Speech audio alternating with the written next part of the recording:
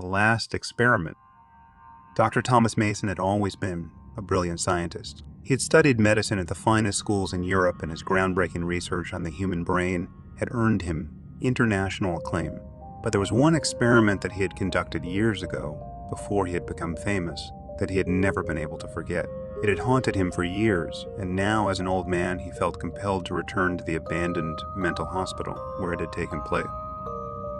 The hospital had been shut down for years, ever since reports of abuse and neglect had surfaced. But Dr. Mason had a key to the front door, and he knew that the old lab where he had conducted his experiment was still intact. He made his way through the dark hallways, his footsteps echoing off the concrete walls. The place was in ruins, the paint peeling off the walls, and the floor littered with debris. But as he entered the lab, he felt a sense of nostalgia wash over him. It was here that he had made his greatest discovery. He walked over to the old metal table, the one where he had strapped his test subjects down.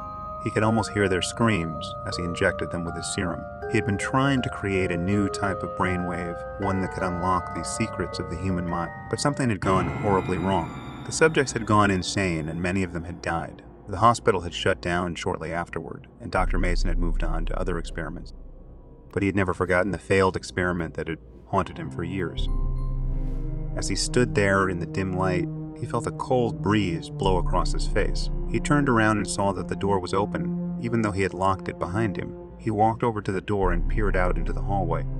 It was empty, but he could hear a faint, whispering sound coming from down the hall. He hesitated for a moment, but then his scientific curiosity got the better of him. He had to find out what was causing the sound. He followed the sound down the hallway, his heart pounding in his chest. The whispering grew louder, and he could make out the words. They were in a language he didn't recognize, but they sounded ancient and malevolent.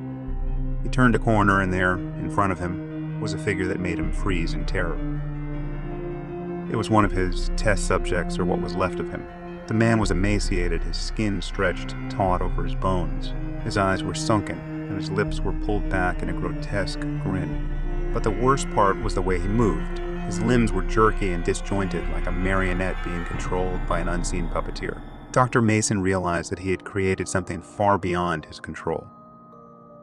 The creature shambled toward him, its lips moving silently. Dr. Mason tried to run, but his legs wouldn't move. He was rooted to the spot, paralyzed with fear.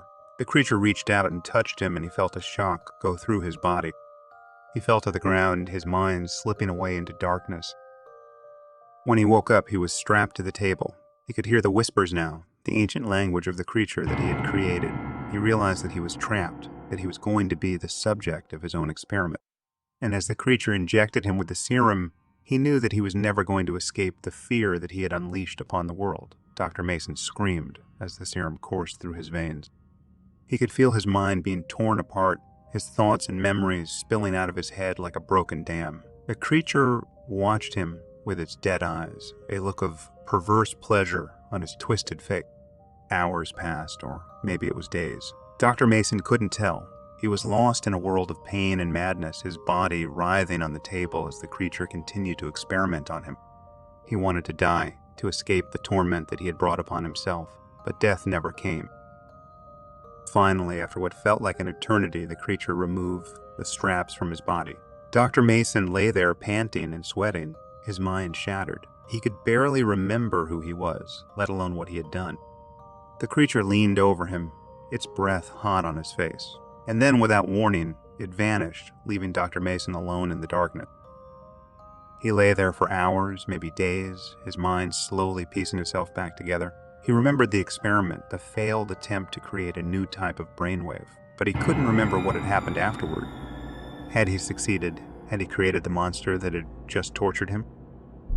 Dr. Mason stumbled out of the lab, his body weak and unsteady. He made his way back through the dark hallways, past the cells where the patients had been kept. He could hear their whispers, their cries for help, but he didn't stop. He had to get out of there, to leave the horrors behind. When he finally emerged into the sunlight, he realized that he had been in the hospital for weeks, maybe months. His family had reported him missing, and the police had searched for him, but they had never thought to look in the abandoned mental hospital. Dr. Mason was never the same again. He spent the rest of his days in a mental institution, his mind forever scarred by the horrors that he had unleashed. And though the hospital was eventually torn down, its dark legacy remained, a reminder of the dangers of playing with the mysteries of the human mind.